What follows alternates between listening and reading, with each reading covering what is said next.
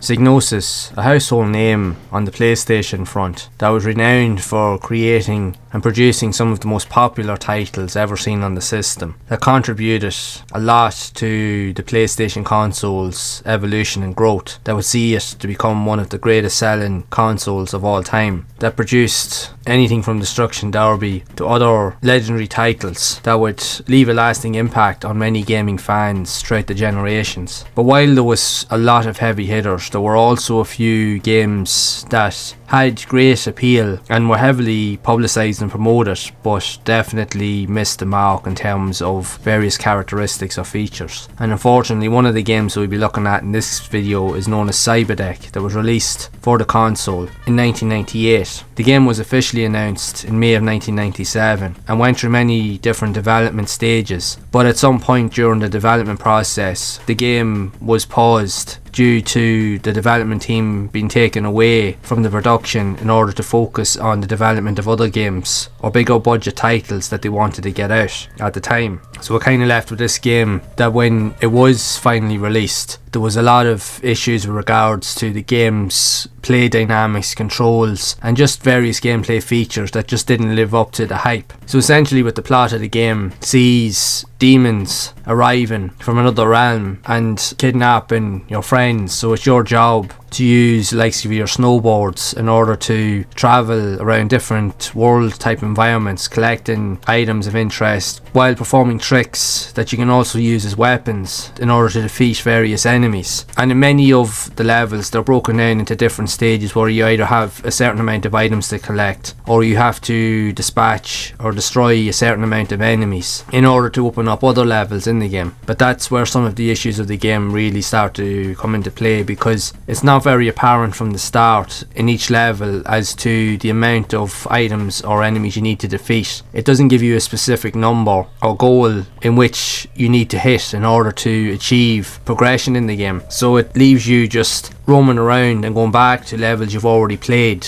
and also to get involved in some of the annoying gameplay mechanics over and over again just to kind of hit a brick wall trying to figure out what you need to do to progress. So it can add to the frustration, and in many cases you also have a time limit and you still can't hit the required amount, or that's what's needed in order to see any progression or to see any of the other worlds or levels open up that you need to explore in order to get further into the game. So that was one of the main issues with the reception, which did receive unfavourable reviews, and mainly because of those gameplay mechanics and even down to the fiddly control systems, which this game is difficult to control. It's hard to really know what you're doing, and sometimes the controls are very unresponsive, leaving you to not really know how to really move the hoverboard or the snowboard around. In many cases, that if you hit an obstacle you either get stuck in it or it'll bounce you way back to a point that you can't even stop it again, so that you have to wait until it hits another wall for you to be able to gain control of it. There's just so many little niggles with this game that it will drive the average gamer or the beginner crazy. In many cases this won't suit people looking to play this over the short term. So much so, with all of those gripes, its potential was never fully realised, as it just felt too annoying for many gamers, but not entertaining enough for people that would have been experts at the game. And Psybadek is often considered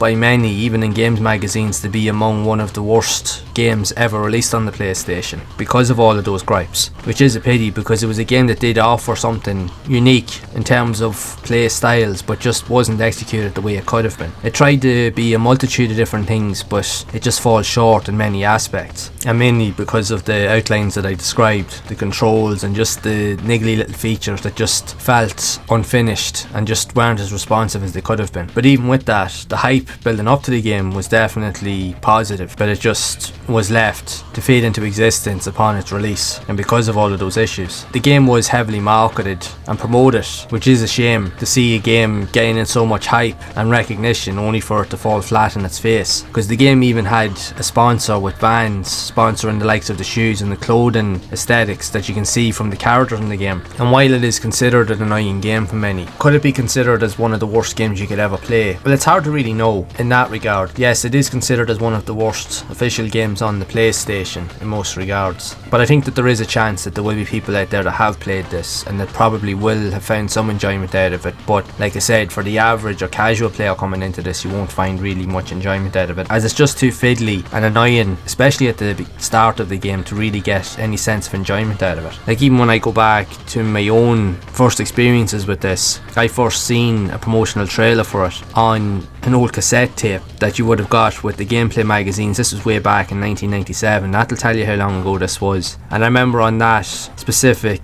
cassette, it ran for about 20 minutes, where it was showcasing short trailers of up and coming games around that time. You had everything from the likes of showing games that were currently available, popular games, starting off with the likes of Wipeout 2097, that led all the way on to games such as Fantastic Four, Nightmare Creatures, Formula 1 97, Castlevania, Symphony of the Night, and on that list of games was a trailer for Psybadek as well. And at its time, it did look appealing. The graphics and the cutesy nature of the game was definitely a unique draw to the visual style, and definitely, looking back, it definitely offered something different. But when I think about it, the trailer was probably the best rendition of the game, as it looked good on paper essentially, but just the final piece just could have been better. Now, I'm not going to say that this is one of the worst games ever made. It definitely has some ideas to it that do stand out compared to other titles in its category, but it tried to be a lot of things but failed at many, if I'll be honest. And I found that even from playing it, yes, you can get into it, but you do need time and patience, because this is a very tough game. Even a lot of other content creators I've seen play this game in the past, and even they struggle to really kind of find a lot of positives with it, and they definitely put a lot of time into it also. And it's not often you can say that. Like, I genuinely don't like to hate on games. I like to